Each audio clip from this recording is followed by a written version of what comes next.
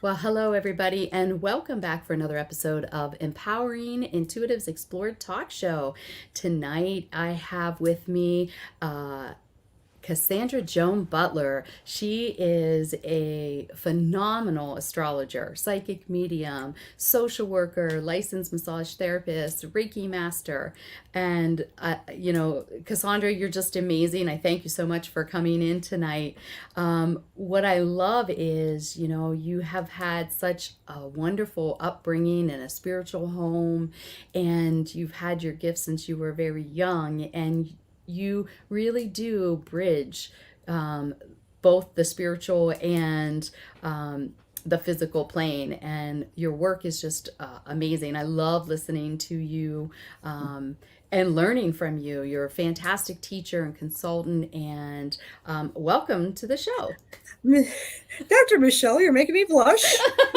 I don't need any little whatever blush on my blushing cheeks. But thank you for that beautiful introduction. And I have been blessed.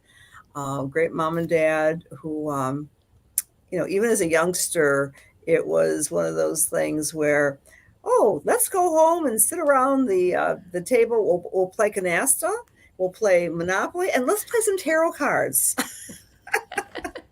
I was very blessed, but I Wonderful. feel very like yourself. To use our gifts in this world is such a privilege and a blessing, and to help people and using multiple gifts. You're the same way, Yeah, right? I mean, come absolutely. on, having the logical background in medicine and plus having the expertise and skill and intuition. You are a bridge builder, my dear. So I'm very honored to be with you tonight. Oh, thank you. And I love the topic of astrology. And this is just such an amazing tool for us, I think, to help us understand ourselves, how we Mhm. interact with the world. And, it's just a fantastic topic. So I'm so glad and excited tonight. Mhm. So, welcome Yes. everybody that's here live. Please interact and you can ask questions as we go through the show. And we're going to talk on a lot of topics tonight, aspects of astrology. So, why don't we get started, Cassandra, and tell us what exactly is astrology? Right. Well, astro, of course, means the stars, and ology is the study of.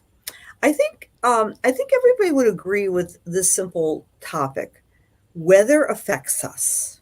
All right. So I was also blessed to grow up in Western New York with, the worst snowstorms in history, 1977. I was barely a child. But in any case, I see astrology as a recognition that we live in a universe, right? One verse, one holistic place.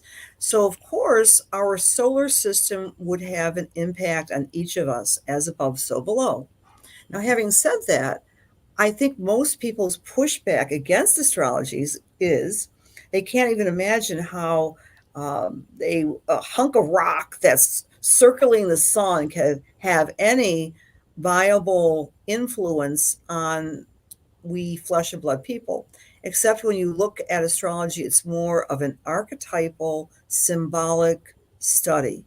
And I say this with all humility, having studied it for a good 40 years. I don't know how it works. I keep on wondering how it works, but I think that there is a message for all of us. I look at it as creator's language to us. Mm, that's awesome. Mhm. And, Yeah. it's funny because I think it's interesting how you brought a lot of people give pushback because sometimes if they don't understand it and it's not tangible, it's really hard to wrap their heads around it. And so astrology for me was one of those, this is so esoteric and I can't quite put my finger on it, but yet found myself always looking at the week's astrology and seeing if did it really show up? I'm always that healthy skeptic. Oh, was my Right. week really like that? And I love Mhm. going backwards and seeing Yes. it, Yes. and it blows my mind every time Hmm. when I'm like, how can this chart, how can that really depict what really Hmm. happened last week? It really is a fascinating thing. I agree. I have no idea how it works, but it Hmm. totally works. Yeah, and I think it has to do also with the the philosophical notion that every moment has an energy attached to it. So the energy that we were born under has a holistic approach as we unfold our lives. And some people have tried to scientifically understand how astrology works, so that if you're conceived, for example, in I don't know, in late October, and you would have a child in late July, so that child might have the attributes of both those times. Okay, one of my friends said it best. Astrology is a 3,000 year scientific anecdotal experiment, and it works. So, I don't want to be flippant about it, but it's a great tool. And astrology is misunderstood because it's unlike pure psychic intuition. That's coming from a different source. It's coming from spirit. It's coming from perhaps a deceased loved one.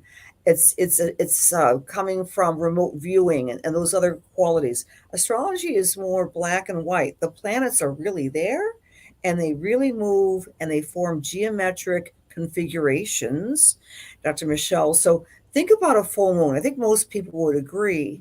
The full moon is a visual representation of the sun and moon opposite to one another.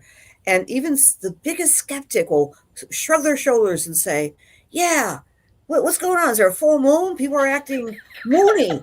They're acting moony. And actually, there's some scientific evidence to that, right? It affects the tides. It affects migration. It affects blood flow during operations.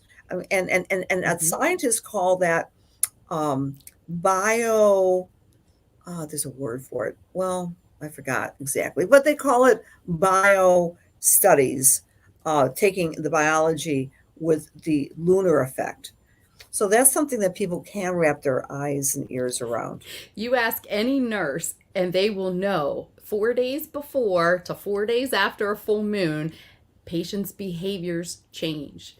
People interact. And we say this all the time in my office. We go, what's going on? It must be a moon. Like, without anything. And Right. we pull up one of the sky charts that show you what moon cycle you're in, and we're like, oh yep, here we are. It's every single time. Gail says, as a psych nurse, she can attest to that the full moon changes.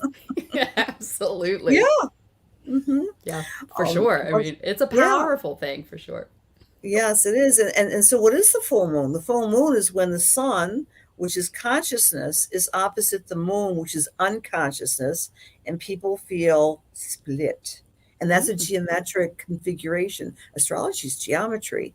180-degree angle between the sun and the moon, and we can see the moon when it's full. And then sometimes the planets make right angles, 90-degree angles, and that creates internal pressure. Sometimes the planets, think of a circle, it's all based on a circle. And here's another cool thing about astrology. Astrology is circular, cyclical.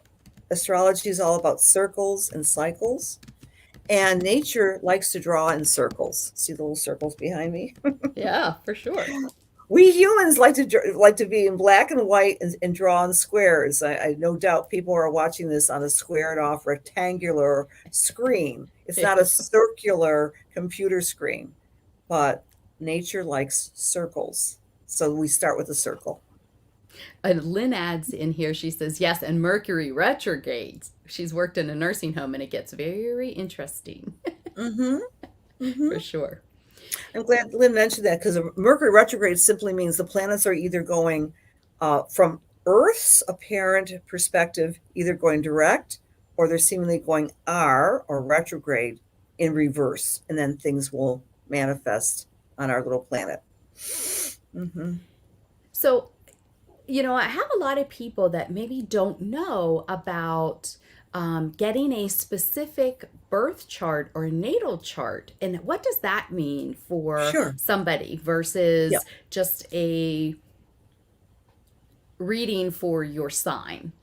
That's a great question, because especially people of a certain age, Dr. Michelle, i.e., people who did not grow up in front of the screen, the computer screen. Astrologers had one avenue by which to promote and communicate their craft, which was usually newspaper columns. And so we'd read, oh, today Aries, which is which is 1/12 of the 8 billion people on the planet, are having this type of day. Naturally, that's nonsense.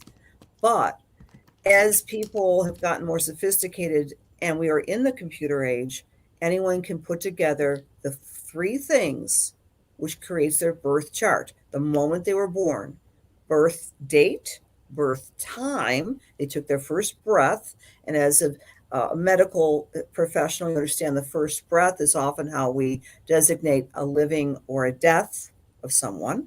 So that first breath, when we're breathing in on this plane, on this planet, is the time of birth and the city of birth. Then you draw up with those three coordinates, where, when, and specifically when, and then a chart is therefore constructed, which is like your spiritual DNA. It's like your little blueprint that you carry with you all of your life. Yes. That's a birth chart. So, for anybody that's listening to this that has never had their birth chart or natal chart, you definitely want to do that and have somebody like Cassandra really interpret it for you, because it is so powerful the first time you sit down and somebody like looks at this little chart. And I have one of mine here. Well, excuse all this stuff.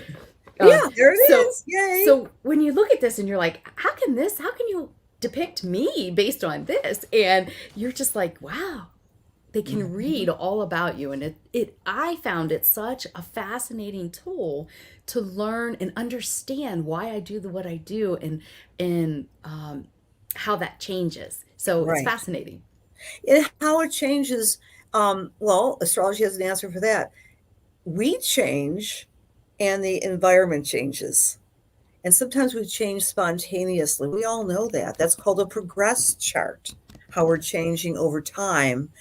And then we have a transit chart, which we read when we superimpose our little birth chart and we put the transits on top of it and see if something lines up. Like the biggest lineup is a solar return chart, when the sun in the sky is returning to the exact moment of your birth. That's your birthday chart. Way back when, Michelle, the greeting cards would say "Many happy returns." Yes. Yeah, from even the 19th century. What they were implying is many happy solar returns. The sun is returning. The sun is returning. Nice. That's awesome. It's awesome. And so, one, like I said a little bit earlier, was I found it a great tool to help me understand who I was and the gifts that I brought in to this earth plane, and how it really helped me with my intuition and understand limitations that I've had, that I brought in, and I'm working out some of our life lessons. There's so much that you can glean from this. How else could they use this to enhance their own spirituality and intuition? Oh yeah, and it's really great. I wish. Well, I'll just summarize. There's 12 sections on a birth chart. Each section is called a house. And yes. Oh, thank you. That's perfect. Thank you. Thank you. So each house is very rich with symbolism. For example, if you were born, say at noon, that means that person's sun sign or essence would be shining in the house of external, outward career achievement. And so, like you said, astrology can be used to understand who you are. It's a validation of who you are. And it can even bring in, under the auspices of something called evolutionary astrology, what are your evolutionary soul's growth saying? In other words, what are you trying to let go of from past lives, and what are you trying to develop in this life? Your spiritual destiny.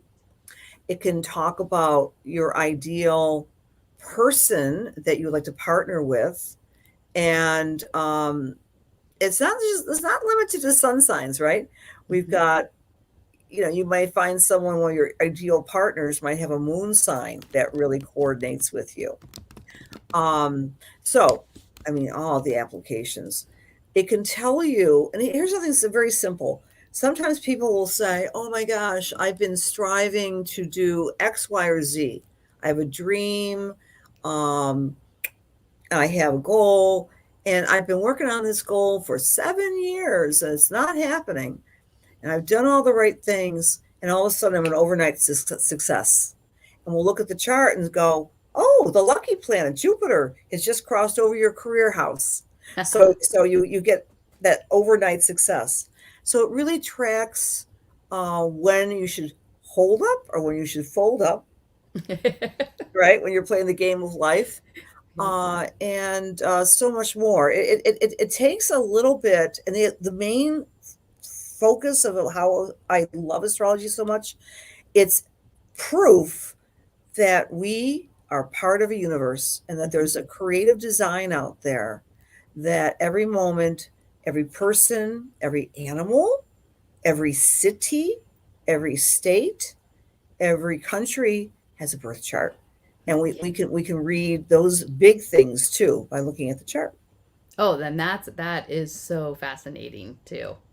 I think it was the last reading that I had with you, and I remember thinking, oh, I kept feeling my intuition's just amping up, and we can be great intuitives for other people, but we sometimes just don't get that clear vision for ourselves, Right. or we get in our own humanness way. And I like how Mhm. you said about it helps you feel like there is that bigger thing going on, and you don't get stuck in the humanness of it so much. Yes. And I remember Yes. you telling me, oh, well, you're in your Chiron return, and explaining what that was all about. And I was like, oh, that makes so much sense. And then it was like, how long is this going to last? Oh, yeah, yeah. But that gave me such a reassuring thing that, I tend to be wanting it all done yesterday. And I'm like, you got to learn how to settle in on this. This is going to be a little bit of time before Mhm. things go through. So it helped me understand a bigger picture of, yeah, it tells you the shot of where you're at, but it also, you have to learn to accept some of the processes you're going to go through in the a Right. Chiron return. Exactly, Michelle. And so here's something that I think your viewers might appreciate. In psychology, I certainly have studied psychology. We just shrug our shoulders and say, oh, yeah, there's predictable life cycles, right? You don't ask a 15-year-old what you might ask a 50-year-old to do, right? So Right. astrology has, and what is astrology? So astrology is all the planets, and it's based on the planets' orbits. So one of the most significant orbiting planet is Saturn. It represents maturity and manifestation, struggles, but great rewards. So Saturn's orbit is 28.5 years. So at age 28.5 years, everyone go back to that. If you might be there right now, you might be 28, 29 years of age. You're saying to yourself, oh my gosh, I'm so old. I've got to make decisions. Oh my gosh, oh my gosh. The same thing with that 58, 59-year-old. Oh my gosh, when do I retire? Those are similar life cycles. At age True. 50 is Chiron return. Like, I realize I am vulnerable as a human being, and I have gone through heck and a basket, but I'm wanting to take my wisdom and help others. That's a Hmm. Chiron return. Yeah. Age 42. Oh my gosh, that's called Uranus opposition. The beautifully successful 42-year-old is looking at their lives, their kids, their successes, their home, whatever. Is this all there is? Maybe I want something different. So every age is a developmental psychological cycle, which corresponds with the passing planets. So that's something to wrap one's eyes around. Yes, and anybody in the medical field, we learn about the stages of development. And so it is interesting how everything is layered like this. And so astrology correlates with that. It's for me, I can give you the analogy of when you study Chinese medicine versus traditional medicine, and you Yes. study all these different modalities, there's always an overlay, and it helps you at like Yes. another layer of understanding. Exactly, exactly. Well, I think everyone who's ever had a child, I have two, they're adults now, how wonderful. But when I had my kids, I thought, oh, I'm never going to put up with the terrible teens. My kids are going to be perfectly fine citizens from 0 to 30. Well, I had the terrible teens with my children, and most 15-year-olds are rebelling against authority. That's half of the Saturn cycle. Hmm. 30 and 15. So it's fun to coordinate life cycles with the passing planets. Again, is Saturn up there in the solar system pulling on our strings? I don't think so, but it's more of an archetypal guide that I think Creator has given us. Yeah, it's just it's fascinating to me how accurate it really truly is. So it's awesome. Mm-hmm. Maria has a question. She says Mm-hmm. she was born February 19th, which is on the cusp of Aquarius and Pisces, which I think really makes my birth time important. How do I Mm-hmm. figure out what sign I actually am? All right, I could actually do this for her really quickly. I have a little computer in my phone, which has, I can draw up her chart for her. And that's a great question because it depends on where she was born and what time she was born. And people often say, oh, I'm a cusp baby. But theoretically, you're only one sun sign. And so she was born, I can do this for her quickly. Um, she was born February the 19th. And what year was she born? So Maria says it was in Altoona, PA. What year?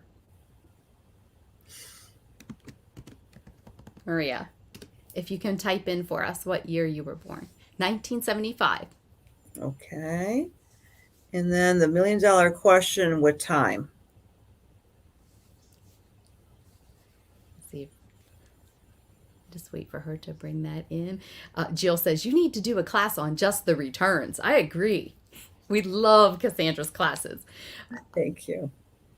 Maria, do you know what time you were born? Think around 10:30 a.m. Okay, that's really helpful. And we're going to give you your big reveal here, my friend. The big reveal is, ta-da, if you were born at 10:30 in the morning, you just eked into being a beautiful, psychic, intuitive Pisces. Nice. Mm-hmm. In Altoona, PA. Okay, Mm-hmm. now if you were born, say, in St. Louis, Missouri, you would still be an Aquarius.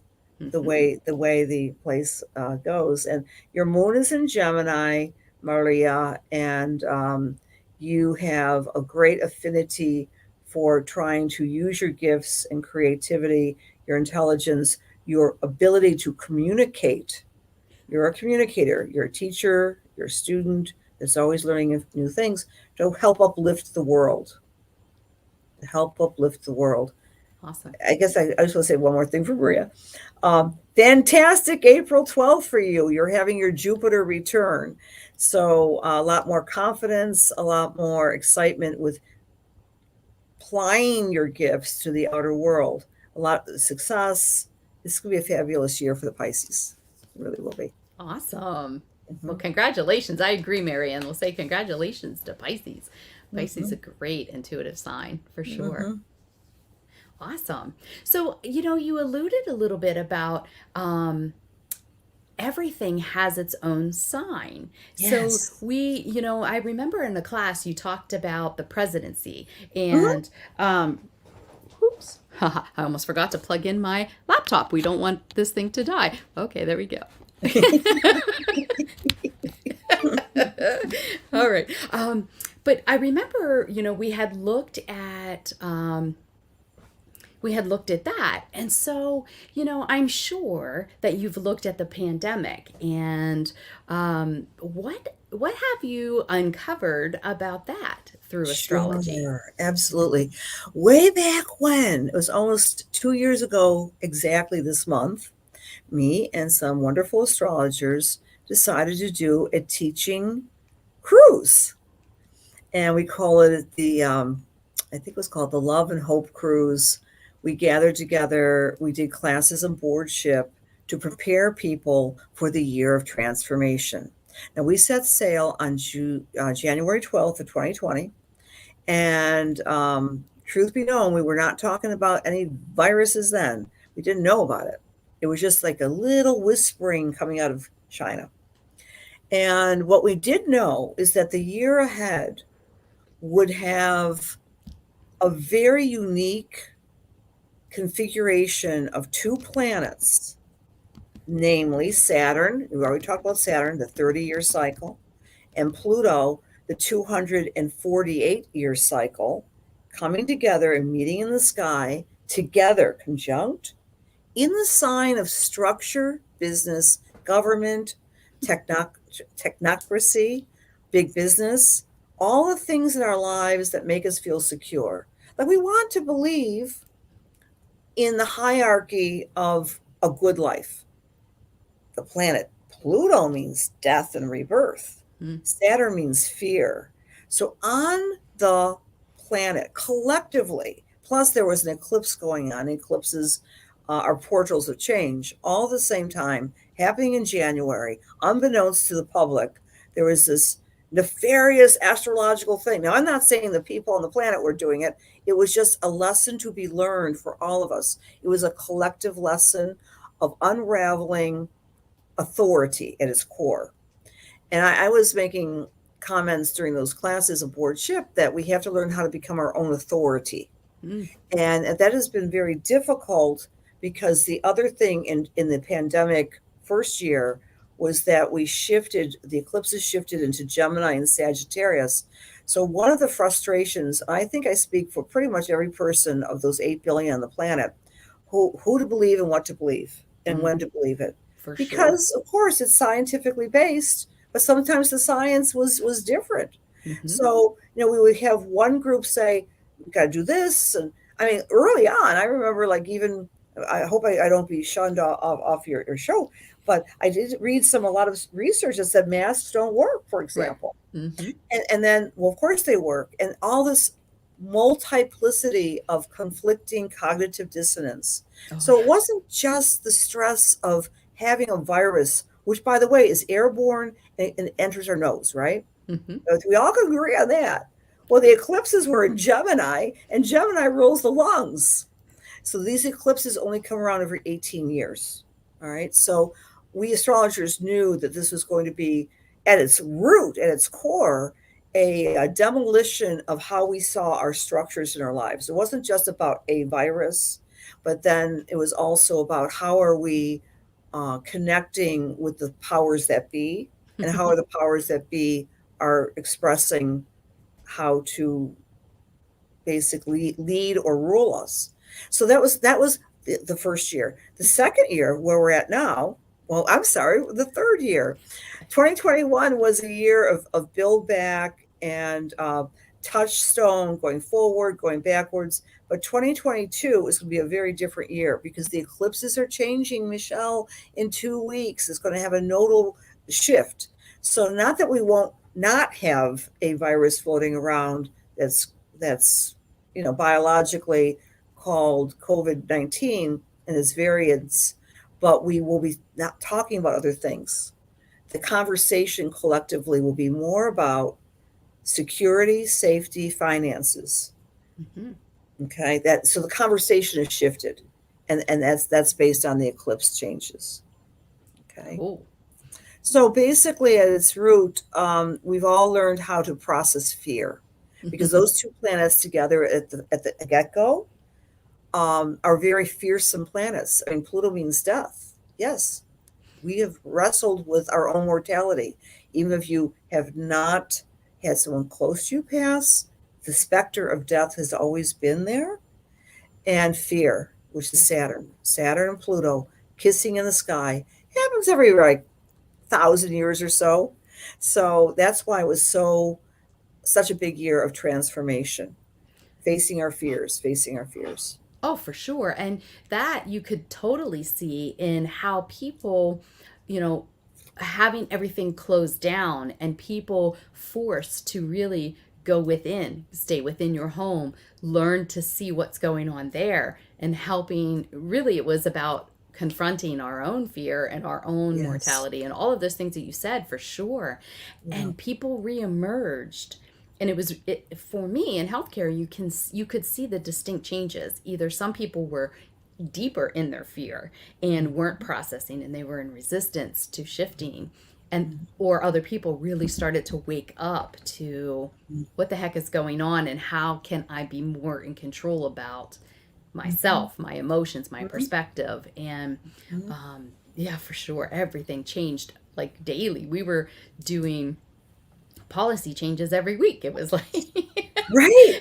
and for people like myself that like structure and organization, it was like that that was so hard to maintain for more than a couple days. It seemed like, Exactly, because you were in a leadership position in the healthcare field, and so the directives coming from the infrastructure was contradictory, I would imagine, and you had to change, and it's like that was the essence of the message of these two planets. yep. It's like, do we let people in with a mask or without a mask? I mean, and we all want to play by the rules. There's an essential part of being a human that wants to navigate this world with respect and responsibility. And so we've learned all of that too. That's a good thing. Mm-hmm. We've also learned how to maintain our flaying emotions because the eclipses were in the sign of Cancer. When we were housebound initially with the lockdowns, that's when the eclipses were still in the sign of Cancer. Cancer in astrology rules homes. I mean, they say that, you know, home-based businesses are really kind of weather the storm Mm-hmm. of of the COVID crisis, and also the fact that we're connecting right now because Gemini is about communication. How many people never used a Zoom prior to 2020? Right. Right. And Yeah. then the business of business was virtual.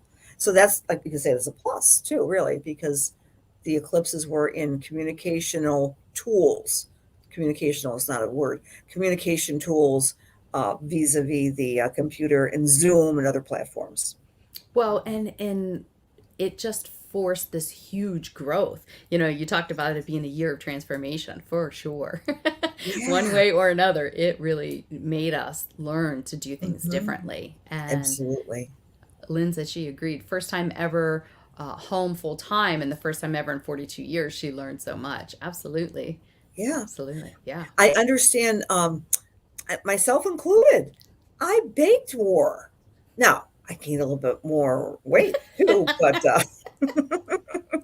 it was fun to hang out at home and resurrect my baking skills with my daughter. So, yeah. Well, it was a teaser for me because at one point I was home doing more telehealth, and I'm like, oh, I could get used to this. Mhm. Unfortunately, that doesn't happen for me now, but yeah, I can see the appeal for sure. It's totally different environment. So, Yes. but it helped people, I think, in just so many ways. Yeah. Um, so, what do you think about this coming year? What does astrology kind of show us now with the pandemic and Sure. just with Yeah. the upcoming year? Yes, my dear. So I would love to, just hit the highlights of the year ahead. Sure. So every year for about 15, I do a very extensive PowerPoint. I would invite your listeners if they're interested, and I have two more sessions available for people, one on Thursday and one on Friday the 14th. That's going to be a Zoom call, right? So, and so every year I name the year and tell everybody in simple language. I hope they'll be simple tonight. What are the major themes for 2022? I call 2022 the year of what matters. Hmm. Okay. So all the learning of the past 20 months, 22 months have been processing us. So we are prioritizing our lives differently. It's the year of what matters. We start the year, we're still starting the year right now. It feels like January's already gotten away, but it's only what, the 4th? Right. It feels like it's already well deep into the new year. So as we are doing this webcast tonight, we have the Venus planet retrograde. Now, Okay. Venus is the planet that represents love, money, desire, and beauty. In other words, Mhm. Venus represents what matters to us. What's the juiciness of our individual lives? She is retrograde, just like we talked about earlier, Mercury retrograde. She's behind the scenes. She's traveling retrograde. So the imperative for all of us as we start January until the 29th of January is to kind of reflect on what matters, where we find Capricorn in our charts. Now, Capricorn goes back to the year of transformation. What matters in terms of our personal responsibility, our personal authority, our personal respect to others and reliability to others? So all these thoughts are coming around the bend. So that's a big theme that's carried out because it's rare for Venus to go retrograde. So I would draw everyone's attention to how you might be processing and coming to a conclusion on Saturday the 8th. Saturday the 8th, sometime in the early evening. I think it's like 7:15. That's Eastern Standard Time. Venus in the sky is going to be hugging the sun. It's called a Venus star point. It's going to illuminate and illustrate for each of us what matters. Ah, Isn't that cool? yes. So, like, suppose everyone who's listening, I'm sure, has goals and dreams and wishes and desires. So, my mother used to say, honey, you can do everything in your life, but not all at the same time. Very You got to true. prioritize what your goals are. So this is the year of identifying first, and then working towards our goals in a systematic way and taking responsibility for ourselves. But we get a big download on the 8th, which is, it's great that we're talking tonight. Yes, absolutely. That's Yeah. awesome. And it's just fantastically timed to the new year, the new beginnings, the new moon, all of these things like launching forward. And it's really in alignment with the things that I've been talking about in my Spirit Inspirations in the morning. Spirit is just talking about being Perfect. present and really trying to decide, you know, if you're not fully present in your day, you're on autopilot. You're just going, going, going. You're not paying attention to what's important, how you're thinking, how you're feeling, how you're processing. So, yeah, perfectly like timed out for what I That's a got beautiful downloaded today. message. Oh, that's a beautiful message. Awesome. I love that. I love Yeah. that. So it's all timing out, like Mm-hmm. really Mm-hmm. helping us look at ourselves, I think, Mm-hmm. Mm-hmm. very Mm-hmm. powerfully because I do feel like that is this is a year of moving forward and change but we have to change our perspective and Right, right, right. And Venus retrograde is also at its core asking each of us to fall madly in love with ourselves nice. and to give yourselves a big pat on the back, pat on the head, give yourselves a hug because we've all gone through a collective experience that has processed fear. Yeah, And it's been very difficult, even if you weren't touched directly by the virus. I think all of us were touched by the virus, for sure. even psychically. Yeah, and I think it was at some level, and being a social worker, you can comment on this.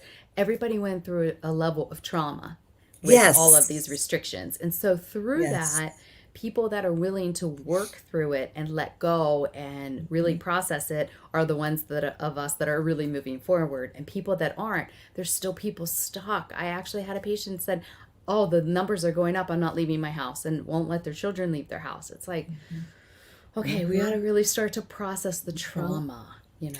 And the trauma was given to us by the phone next to you because the eclipses have been in Gemini and Sagittarius. Dear friends, I'm going to say a real truth scientific statement. I've lived through pandemics.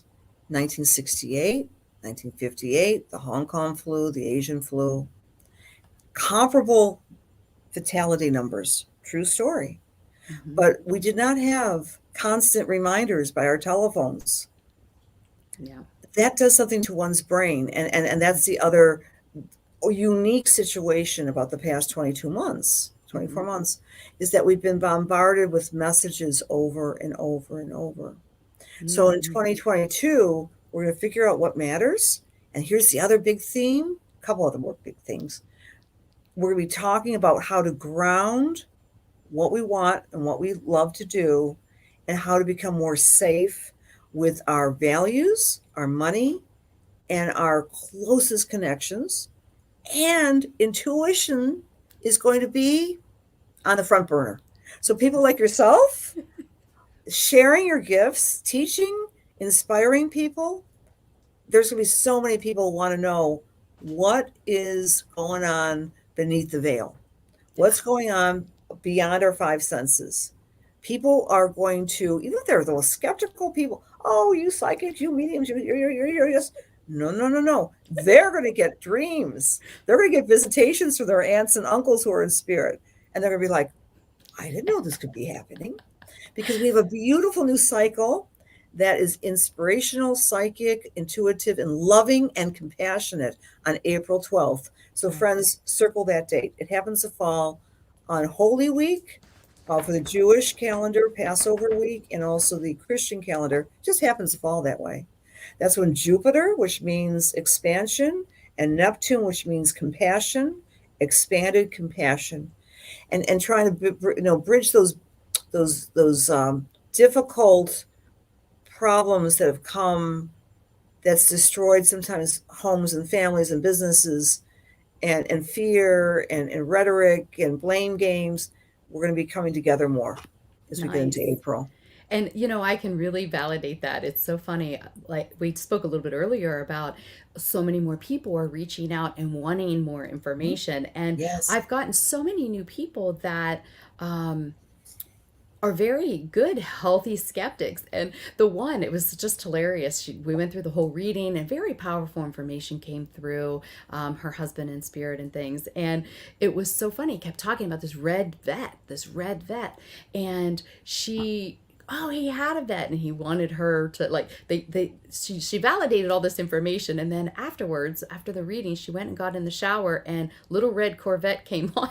So when she was done with the shower, she goes, "You will not believe this." I'm like, I just laughed. I thought it was great because they kept saying, "We're going to show you in your daily life. We're going to prove to you. We're going to keep showing you." And it wasn't even instantly she got that validation from spirit. She goes, "That's crazy. Like that is just amazing." And I really feel like what you're saying, more and more people are wanting to, and Gail says here, yes, she wants to connect to her spirit guides. More and more people are being drawn to developing their intuition and learning how to trust that and get that guidance from themselves. Exactly. Since all of the misinformation that kind of set us up to learn that the only true connection is your connection to your higher power and source. Perfectly said, my dear. I mean, and again, I think the universe, creator, God, spirit, whatever term you may use, set us up for this collective experience in 2020. And I was calling that also the year of trying to identify your own authority. But by 2022, now we're using the other side of our brain, right? Most of us, especially in the West, it's championed to go to the good school, to get the degrees, to be logical, to take your science class. You and I have done all that stuff. You more than I than with the medical. My goodness, it's hard to do all that left brain logical thing. But now I think the universe is saying, "Hey guys, it's okay. You can trust your spirit guides. You can trust your music, your art, your ability to interpret your own dreams." So we're going to have a great year for that Jupiter-Neptune conjunction. Awesome. And as you're talking, I keep bringing up that movie. They're showing me the Celestine Prophecies. Yes. Like that just was a big launching point many, many years ago for me. And that's really what's happening. More and more people are starting to get that understanding and that connection, for sure. For sure. Great. Yeah.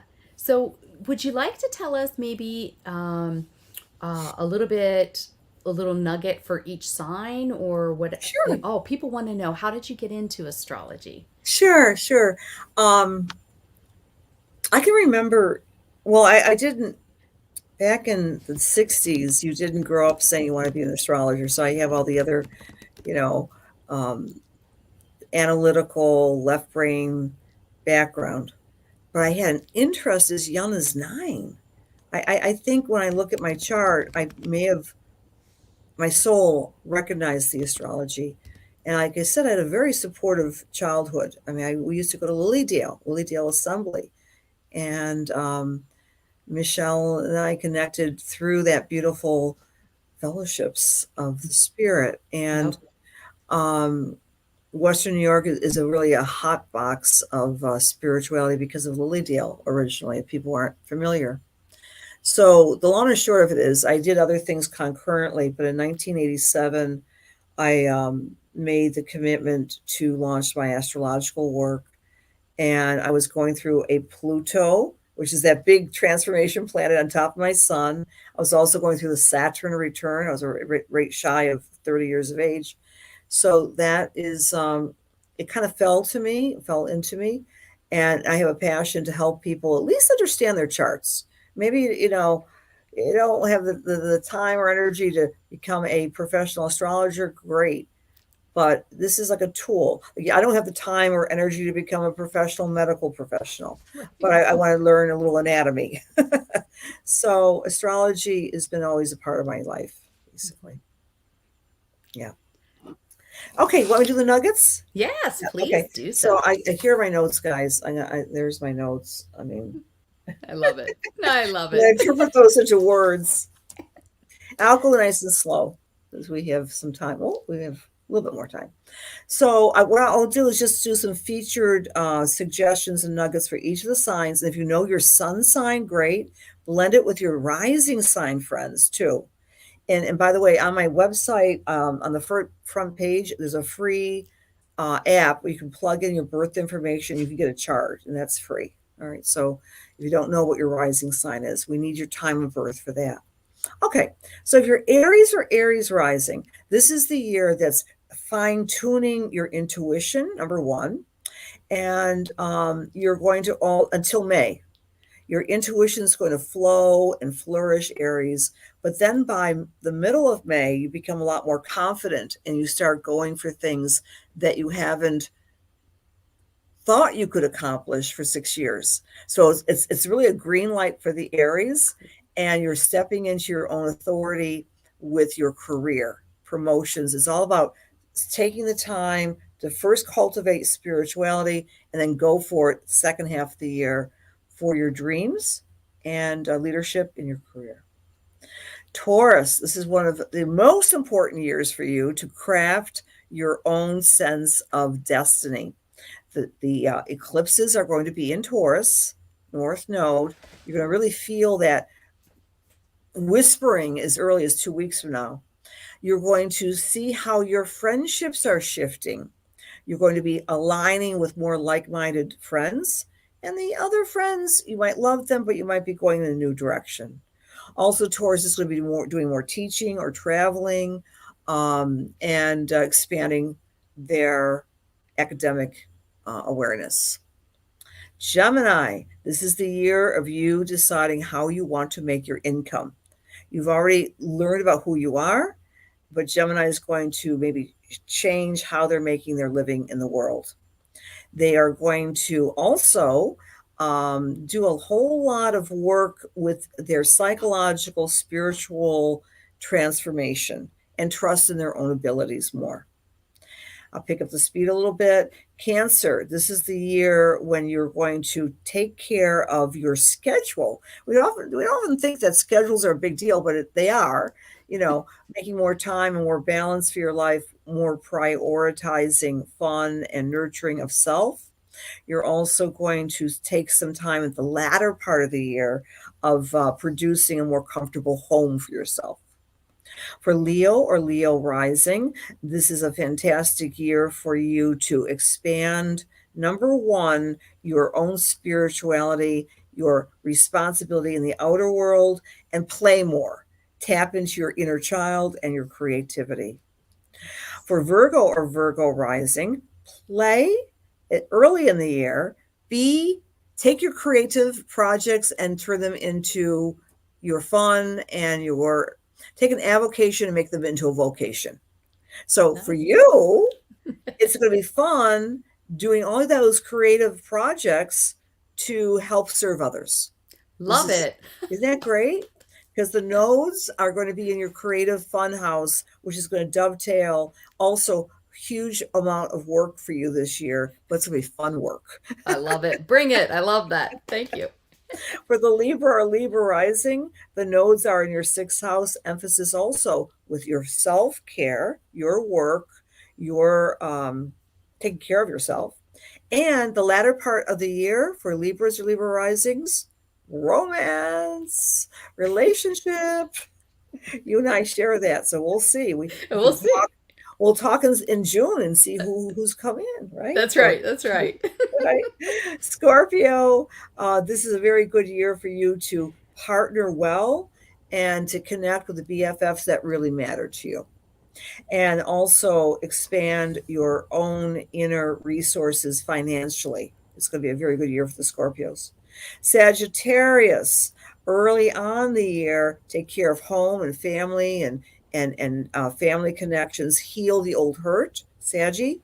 And towards the end of the year, more travel, more expansion, maybe some studying or some teaching. Sagittarius love to teach. Capricorn or Capricorn rising, this is the year when you're going to be identifying for yourself how you want to function in your everyday reality, how to self-talk more effectively. You've been beat up a lot in the past couple of years, Capricorn, so turn down the judgment volume that you sometimes project to your own mind. And then the latter part of the year, you're just going to use all that wisdom to cultivate a stronger leadership in your own career. Aquarius, we start the year off with you saying, do I stay in this career? Do I change? Do I retire? It's about career as we start the year. It's about friendships as we end the year, creating more greater friendship connections. For Pisces, all eyes on you, first part of the year. Your confidence is growing. I mean, Jupiter's in Pisces right now. You're feeling very positive about advertising, promoting yourself, which is a good thing. Towards the end part of 2022, you're spending more time in intuitive avenues, meditating, dreaming, and taking care of your spiritual technologies. So those are just a couple of nuggets for everybody. Absolutely awesome. So many people are commenting. Thank you, thank you, thank you. Yes, so Pleasure. excited about the nuggets. And guys, if you really want to learn this, please, I put in her Cassandra's website is CassandraJoanButler.com. She does teaching. She's on Facebook every week. She has so many amazing classes. Like, this is just a beautiful nugget how amazing she truly So is. And sweet. Thank just you. the knowledge. And she's such a gifted intuitive that laying that on top of it is just, it's absolutely inspiring. So thank you, thank you, thank you so much. Is there anything you want to add Pleasure. about what you're doing this year? Sure. Sure. I want to just kind of dovetail this to the folks who are eager to learn about their own intuitive gifts. We're all intuitive. Like I always say, all of us have a right brain, right? So the astrology can help identify in many ways. Are you more of a clairvoyant? Are you more of a clairsentient? Are you more of a um, clairvoyant, clairsentient, empath? Because all of us have gifts, but in different ways. And when those gifts start emerging, um, one of the major things I'll be doing, other than the classes in January, I'll be teaching a beginner's astrology class in February. Yay! And so please check out and just join my newsletter. All the details will be coming to a email platform near you. So I'll be doing obviously the Zoom, but the way I teach astrology is very interactive and experiential. Mhm. So, and astrology is an Aquarius undertaking, which means the world.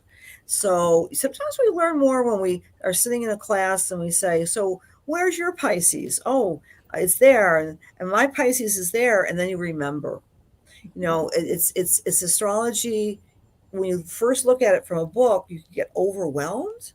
But I think it's a good thing to learn from each other, and that's what I strive to do. So I want to do it after Mercury goes direct, this first class, which is like after February 4th.